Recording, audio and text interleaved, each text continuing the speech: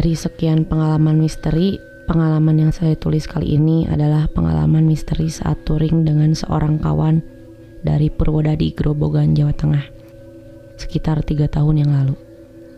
Selepas kami dari Ciamis, Jawa Barat, baliknya aku ikut mampir ke rumah kawan di Purwodadi untuk istirahat sehari sebelum balik ke Tuban, Jawa Timur. Keesokan harinya selepas asar, dengan mengendarai motor masing-masing, dia mengantarkanku sampai Bledug Kuwu, sekalian untuk menemaniku untuk mengambil gambar di objek wisata itu dan sekedar menikmati es kelapa muda yang memang banyak dijual di situ. Keasikan melihat objek wisata bumi yang sedang ramai itu sehingga tidak terasa hari sudah menjelang maghrib. Baru selepas maghrib saya memulai perjalanan pulang ke Tuban, yang mungkin membutuhkan 3 atau 4 jam perjalanan. Maklum, jalan alternatif Cepu Semarang ini rusak parah waktu itu. Sebenarnya saya sudah merasa ada yang lain saat akan memulai perjalanan pulang ini. Sejak saya meluncur dari Bledug Kuwu, saat motor yang saya kendarai memasuki kawasan Kecamatan Kradenan, Grobogan, tiba-tiba ban bocor. Untungnya masih ada satu tukang tambal dekat kantor kecamatan masih buka. Setelah itu, ketika memasuki kecamatan Gabus, tiba-tiba lampu depan mati. Terpaksa saya berhenti di pasar Sulur Sari untuk memperbaikinya. Beberapa saat setelah lampu kembali normal, saya lanjutkan perjalanan. Sekitar 1 jam saya baru masuk Randu Blatung, Blora, Jawa Tengah. 1 jam kemudian melintasi area hutan jati, barulah saya sampai ke wilayah Klopo Dhuwur, Blora, yang terkenal dengan wong saminnya itu. Kurang dari 30 menit kemudian saya sudah memasuki pusat Kabupaten Blora dan langsung mengambil jurusan Bojonegoro. Lepas dari Batalion 410 Blora, sekitar 500 meter, tiba-tiba tanpa sebab mesin motor mati. Sebelumnya ini belum pernah terjadi, di samping masih tergolong motor yang baru. Saat itu sebelum berangkat, saya selalu mempersiapkan motor sesempurna mungkin. Sedikit jengkel, saya tepikan motor ke tepi jalan dan memang jalanan saat itu masih ramai dari arah Blora menuju Bojonegoro, Jawa Timur.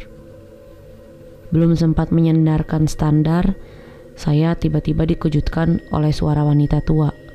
Dari mana datangnya, saya tidak jelas. "Mas, saya boleh minta tolong?" kata wanita itu. Saya menoleh ke arah wanita tua itu yang menyapaku. "Apa yang bisa saya bantu, Mbah?" jawabku. "Saya boleh menumpang sampai di Bogorejo. Mau naik ojek, saya tidak ada uang, Nak," kata nenek tua itu bernada melas. "Oh, monggo, Mbah. Kebetulan nanti saya lewat situ. Tapi sabar dulu ya, Mbah. Motor saya agak rewel.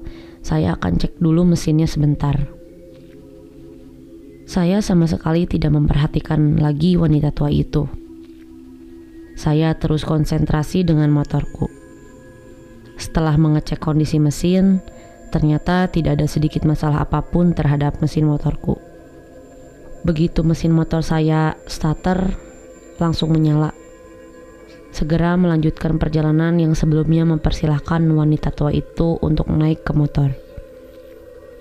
"Pegangan ya, Mbah," sambil aku lajukan motor. Namun kali ini saya hanya melajukan motor dengan kecepatan standar karena memonceng seorang wanita, tua lagi. Waktu tertunda lagi 1 jam untuk sampai ke rumah. Bau wangi dari wanita itu sebenarnya yang membuat risih, sebab bau wanginya tidak seperti wewangian pada umumnya. Saya rasa wewangian itu aneh. Dalam pikir saya, nenek ini gaul juga ya. Masa punya parfum tapi tidak punya uang untuk ojek? Namun aku tidak memperdulikannya. Saya anggap bau wangi seperti ini sama dengan wewangian wanita yang ada di kampung saya juga. Umumnya pada helatan hajatan kebiasaan mereka memakai wewangian. Namun yaitu tadi, menyengat. Dalam perjalanan tidak banyak yang saya bicarakan dengan nenek itu. Sebatas mengingatkan untuk pegangan saja. Di samping itu saya harus berkonsentrasi mengemudikan motor. Ketika memasuki kecamatan Bogorejo Blora, saya mencoba bertanya pada wanita tua itu. Tetapi sama sekali tidak ada jawaban dari wanita tua itu. Karena waktu saya tanya sama dia, kondisi motor sedang berjalan. Sampai di dekat pasar Bogorejo, saya bertanya lagi pada wanita itu. Namun tetap tidak ada jawaban. Saya tepikan motor di dekat simpang, tidak jauh dari pasar dengan tujuan hendak bertanya kembali pada wanita itu. Namun saat saya menoleh ke belakang, saya sangat terkejut. Wanita yang saya bonceng raib entah kemana perginya. Sekedar informasi, jalan alternatif dari Blora menuju Kenduruan, Tuban, Jawa Timur ini adalah jalan sempit dan sebagian besar melewati areal hutan jati perhutani. Karena sudah merasa terlambat dan semakin beranjak malam, saya berusaha tidak peduli apa yang barusan terjadi, sekalipun dalam hatiku penuh tanda tanya. Karena jalanan bergelombang, saya tidak bisa memacu motor lumayan kencang, meskipun jalanan lengang. Lepas dari Bogorejo ini, saya memperlambat motor, karena di kejauhan tampak banyak lampu seperti ada orang sedang punya hajatan. Ternyata bukan. Setelah saya berhenti di situ, keramaian itu seperti pasar malam, tapi tidak ada komedi putar di situ. Seperti pasar malam pada umumnya, banyak sekali orang keluar masuk tempat tersebut. Selain menikmati makanan, dan banyak juga mereka yang mencoba membeli pakaian. Karena semenjak tadi masih di atas motor, segera saya tepikan dan bergegas memasuki pasar tersebut yang boleh dibilang ramai, meski malam sudah mulai beranjak tua. Karena tujuan masuk ke pasar malam ini adalah untuk mengisi perut. Setelah mencari kesana kemari, tak jauh dari tempatku berdiri ada satu warung bakso. Saya pikir bakso paling tepat, karena panas dan lumayan mengurangi rasa dingin juga. Sambil menunggu bakso yang saya pesan disajikan, saya menyalakan sebatang rokok. Namun saya merasa ada yang aneh ketika memperhatikan orang-orang di sekitar pasar malam itu. Dalam hatiku bergumam, aneh sekali pandangan mereka. Kosong semuanya. Banyak suara riuh rendah, tetapi mulut mereka tidak ada yang berbicara. Lalu itu suara dari mana? Biasanya orang di desa selalu bertegur sapa, sekalipun mereka tidak saling kenal. Dan kali ini bulu kuduku mulai meremang. Namun saya berusaha tetap tenang, karena saya menganggap itu adalah angin yang berhembus perlahan. Sekalipun pasar malam tersebut hanya diterangi dengan cahaya lampu-lampu petromak, namun suasananya terang dan ramai. Untuk menghilangkan rasa jenuh dan bosan, saya mengeluarkan handphone, lalu mencoba SMS ke orang rumah sambil melihat jam yang sudah menunjukkan pukul 23.58 malam. Saya tidak menyadari kalau saat itu sedang atau barangkali berada dalam dimensi lain. Kemudian saya masukkan lagi handphone dan melepaskan lagi pandangan ke arah balik saya duduk. Saya mendapati pasar malam yang mulai sepi. Bahkan hampir separuh wilayah pasar malam yang tadi saya lihat tinggal sebagian saja. Sama sekali masih belum menyadari apa yang saya alami.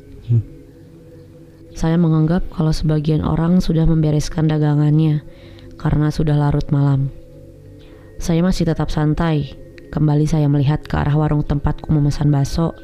Penjual bakso itu tampak sibuk karena melayani orang yang lebih dulu dariku. Lalu saya melapaskan pandanganku ke arah samping. Ternyata sudah gelap, tinggal beberapa penjual saja. Kembali saya dibuat heran. Waktunya begitu cepat. Seharusnya orang-orang beres-beres makanan waktu minimal setengah jam. Akan tetapi ini hanya terjadi beberapa detik saja. Sungguh aneh. Lalu saya lihat ke arah warung bakso tempat saya pesan tadi. Ternyata masih juga sibuk dengan pembeli yang lain. Ketika saya menoleh kembali ke samping kanan, ternyata sudah gelap. Dan begitu kembali menoleh ke arah penjual bakso yang ada di depanku, ternyata sudah gelap. Seketika saya terperanjat kaget. Sementara sinar bulan saja yang tampak tetap terang. Kemana penjual-penjual tadi? Gumamku. Dengan cahaya bulan, perlahan-lahan saya memperhatikan sekeliling. Saya lebih terkejut lagi ketika melihat batu nisan di tempat saya duduk. Dan yang lebih terperanjat lagi, tempat yang saya duduki yang sebelumnya adalah terlihat bangku, ternyata adalah kijingan makam. Saya bergegas meninggalkan tempat ini dan langsung menyalakan mesin motor. Sebisa mungkin saya berusaha tenang mengemudikan motor menuju kenduruan. Sambil tentu saja dada terus bergemuruh. Dek, dek, dek. Sekian dulu cerita singkat yang bisa saya wakilkan dengan bahasa.